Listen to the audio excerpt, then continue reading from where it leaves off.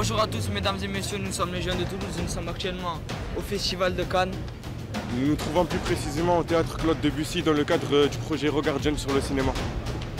Nous allons aujourd'hui regarder au théâtre le film Croira la fleur de Buriti de Joao Salavisa et René Nader Messora. On se retrouve après la séance pour une petite critique du film.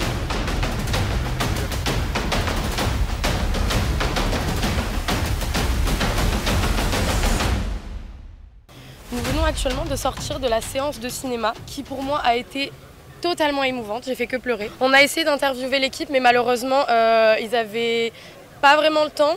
Why did you choose this story in particular for this movie? You chose the story.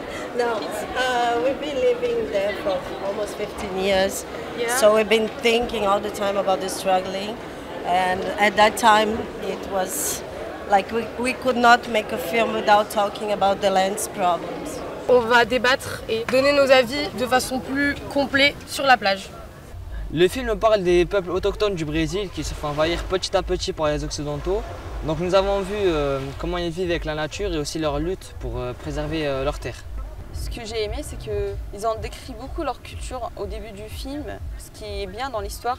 Ils ont montré par exemple la fabrication de leur pain, leurs fêtes, aussi la situation où il y avait la maman qui accouchait et il y avait toutes les femmes du village. Le personnage qui m'a plus touchée, moi c'est la petite fille qui a assisté à l'accouchement de la dame à la fin. J'ai remarqué sur son visage, on va dire qu'elle a eu un regard intense sur la scène. C'était je vais passer par là. Moi, ce que j'ai pas aimé dans le film, c'est que le début n'est pas accrochant. Déjà, les personnages, je n'ai pas trop appris à les connaître car on en voyait trop différentes. En soi, l'histoire est bien, c'est juste la manière dont a été scénarisé le film. Dès le début, on entend par exemple un des messieurs autochtones qui chante et il a chanté pendant vraiment longtemps et en fait on peut voir que durant la première heure, le film était dur à commencer.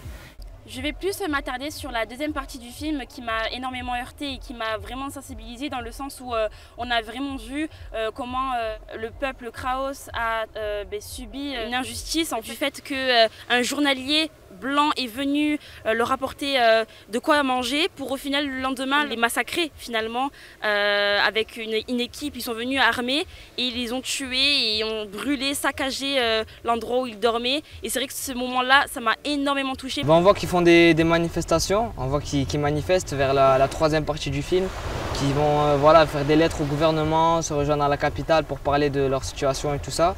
Et du coup, ça parle un peu de politique. On se rend compte que leur seul but et leur seul objectif c'est de conserver leur mode de vie parce que ça leur tient à cœur. Malheureusement les Occidentaux grignotent petit à petit. Quand j'ai regardé le film, il y a plusieurs fois où j'ai pleuré parce que je me suis sentie touchée par leurs conditions et je trouve pas ça normal qu'on impose aux gens en mode de vie ou qu'on les massacre tout simplement. Et j'ai trouvé ça beau que ce soit des gens qui soient des autochtones qui est rejoué dans ce film-là et j'ai vu leur émotion quand ils ont vu que le public avait adoré de s'être vu à l'écran. Du coup, j'étais fière pour eux aussi et je trouve que le cinéma, c'est vraiment un art qui transmet des émotions.